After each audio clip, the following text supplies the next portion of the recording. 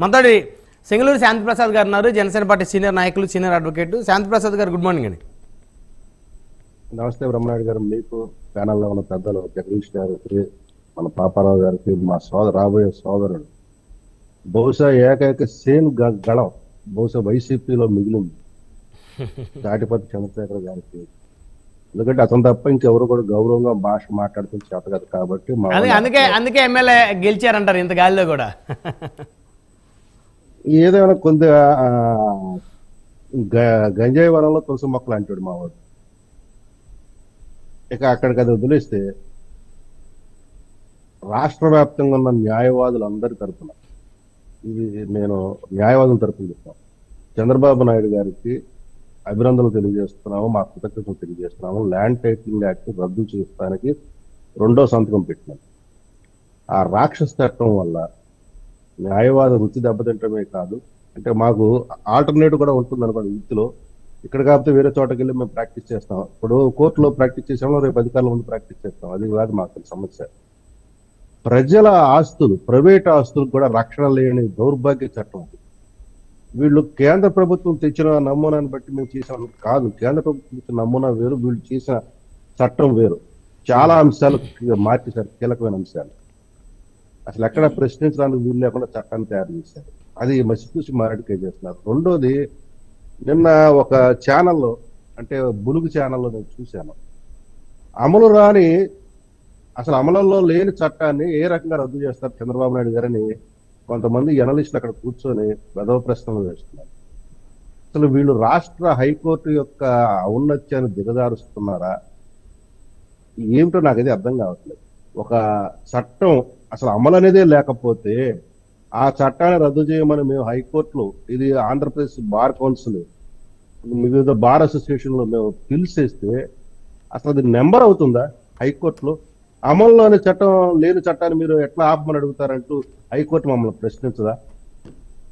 ఇంత నిస్సిగ్గుగా అబద్ధాలు ఇంకా కంటిన్యూ చేస్తారంటే వాళ్ళకి ఏమనాలి?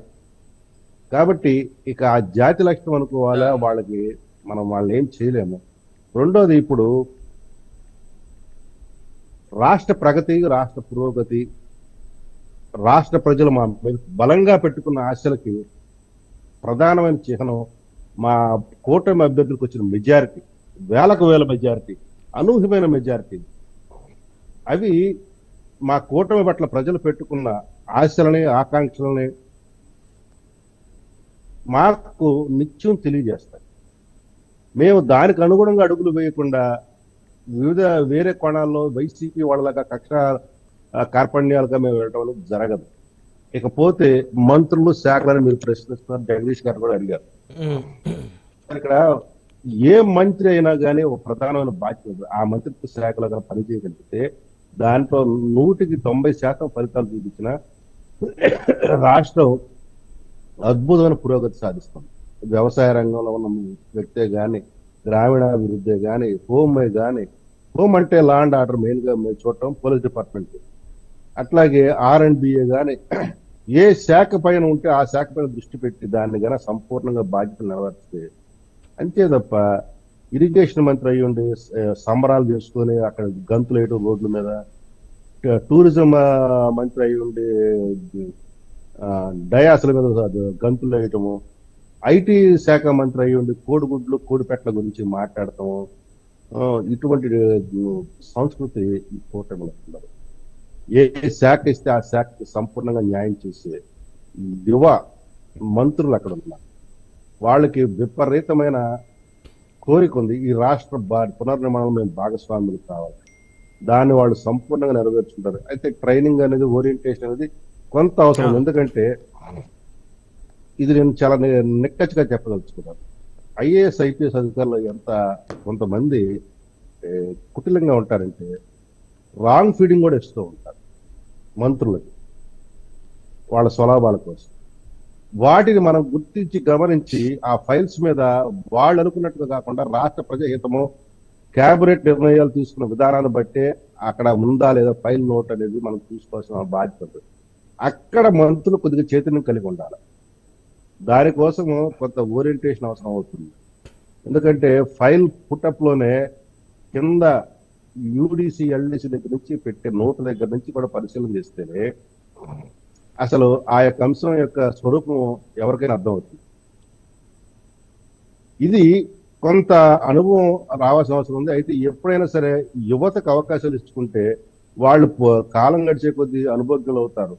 అటువంటి అనుభవజ్ఞులు పార్టీకి ఎప్పుడు కూడా ఎసెట్ అవుతారు, ప్రభుత్వానికి కూడా ఎసెట్ అవుతారు. మొత్తానికి మీ పార్టీ తరపు నుంచి ముగ్గురు మంత్రివర్గంలో పవన్ కళ్యాణ్ గారు, కందుల దుర్గేష్ గారు, నాదెళ్ల మనోహర్ గారు.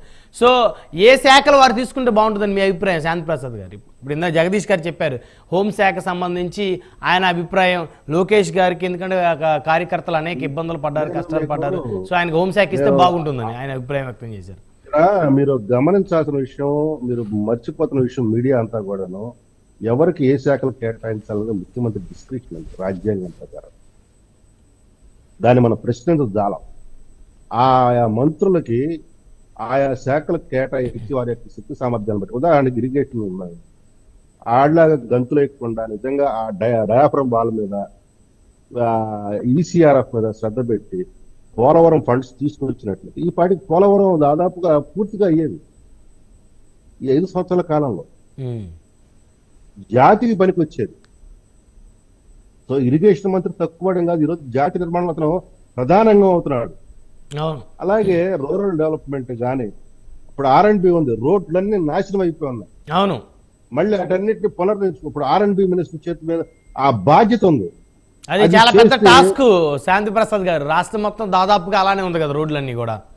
సో ఈ రోజు విధ్వంసం ఉన్న ఈ రాష్ట్రంలో ప్రతి శాఖ కూడా చాలా కీలకమైంది.